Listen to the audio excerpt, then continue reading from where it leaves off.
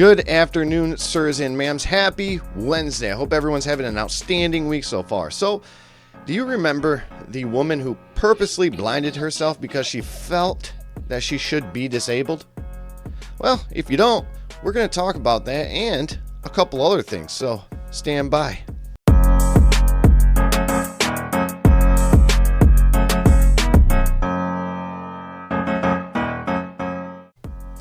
All right, so we'll start with some context so we know what we're talking about here. So this woman and an unknown amount of people in the world are suffering from a disorder called Body Integrity Identity Disorder, or BID.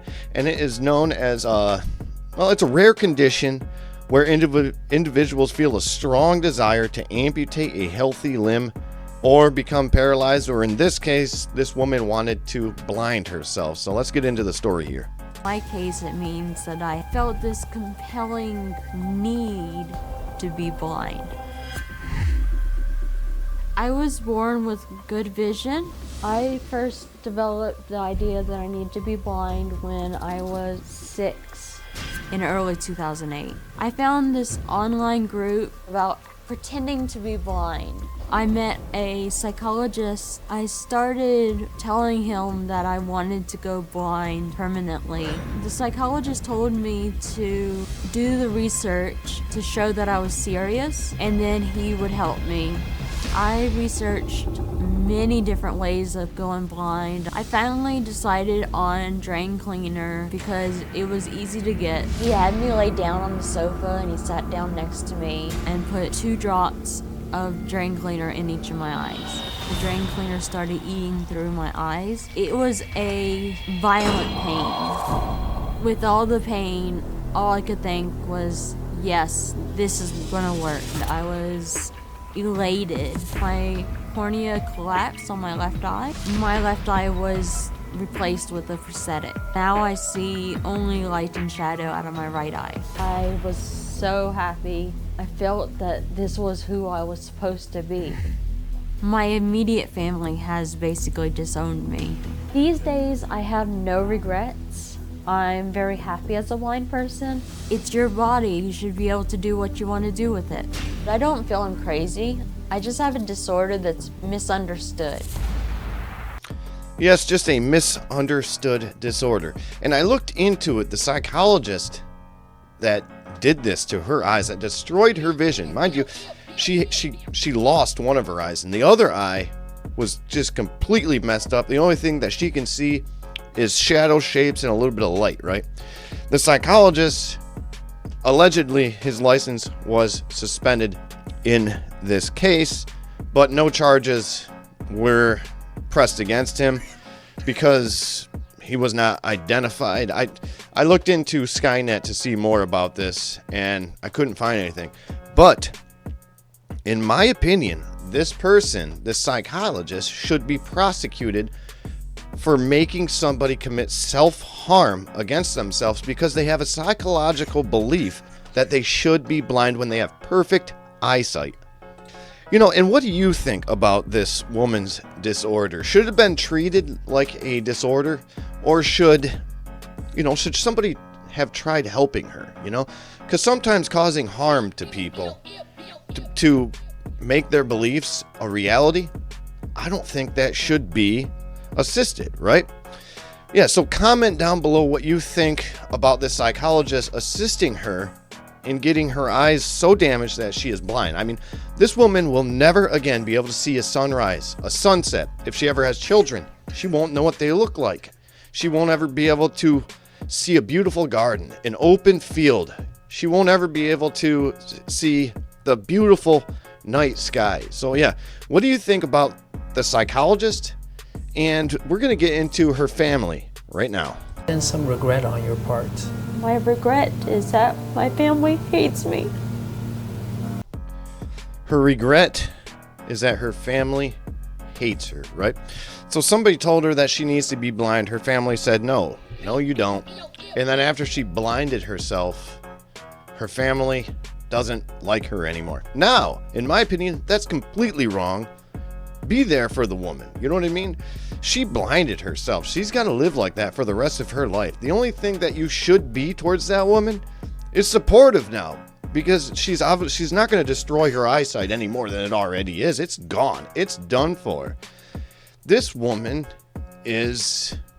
she's a victim, in my opinion.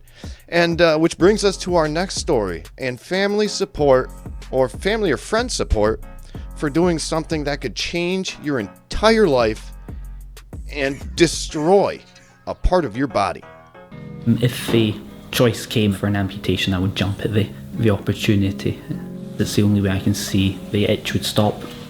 If Nick would have his leg removed by a surgeon, safely, by a qualified surgeon, I would be behind him 110%.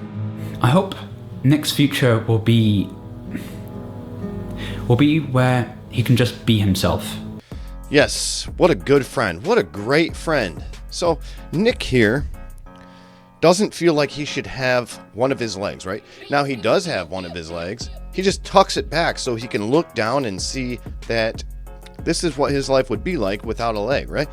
Now he's got a friend that sits there and says, yeah, I would be in support of him cutting off his leg, right?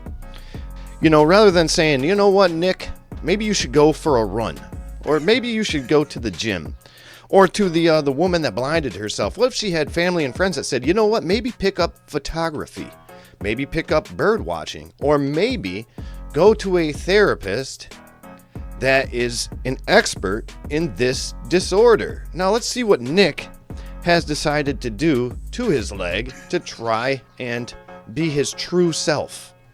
I've tried myself a few times by injecting medical grade alcohol into the limb, but there was intense pain, more pain than I anticipated, because you could actually feel the alcohol drying up the muscles. There was a sense of feeling of success. You couldn't move it, but after 8 hours, it was fine. I got put in contact with a man who was regarded as what's called a gatekeeper, and he knows the names of surgeons who are willing to do an amputation for a set fee, and what they would do then is they would give you documentation to say it was an accident. I paid this man in total just shy 20 grand. It turned out to be a massive scam. Last year I was in a very dark place, and it culminated in me trying to jump in front of a train. I think what led me to feel was the sense of isolation and alienation, not being able to talk to anyone, constantly having to put on a mask. Now, I'm going to say that this is extremely sad. It is that there's people that have this disorder. And most of you right now are like, man, this person needs help. But there is a group of people out there that truly believe that if you suffer from this disorder, shouldn't you be happy, or shouldn't you cut off your legs? And you know what? Maybe they should. Maybe they should cut off their legs, cut off their arms, blind themselves, and you know what? Maybe the taxpayer should pay for it. I mean, what's wrong with them living their true life as a beautiful, blossoming amputee? I mean, for Nick and for this other lady, does this affect my life? No, it does not. It does not affect my life. And you know what? If it makes them happier, whatever. They can do whatever they want to, as long as it's not illegal, right? As long as you're not harming anybody else. But first steps first. Aggressive therapy. And not having people around them that say, yes, you should cut off your leg if you want to be happier. You should blind yourself and harm yourself to extremes to be the happiest person that you can be, right? Now, which brings me to my last point, right? Which, imagine if people held up signs that said, save body integrity identity disorder children, right? And these people were saying, yeah, kids that suffer from this disorder should be celebrated, right? And we should allow doctors and physicians to cut off their body parts, right? Well, that's where I have an issue with this. If you want to harm yourself, right? If you want to harm yourself to, like I said, extreme levels, do it. Whatever. It's not my life. It's not going to hurt me. Now, once you start brainwashing children into thinking that Say you have, Sarah over here. She's a young, she's a child. And she thinks, maybe I should not have a hand. Maybe I shouldn't have a finger. My finger should not be on my body. And imagine you have adults such as school counselors, teachers, and such saying, you know what, Sarah? I think you're right. I think you're right. And I think if you want to be happy by cutting off your body parts, that, you know what, we should allow that, and it should be celebrated, because it's not a mental health disorder. It's your true self. Now, my final thought here is, as an adult, do whatever you want to. Do whatever makes you happy.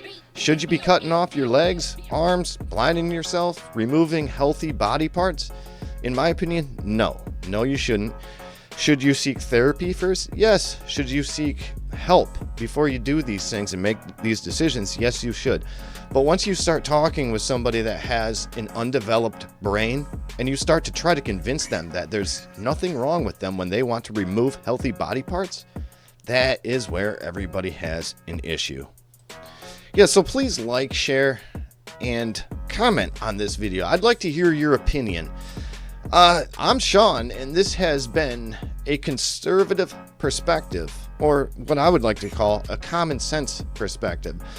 So I'll see you next time. Well, unless you identify as blind and then just listen.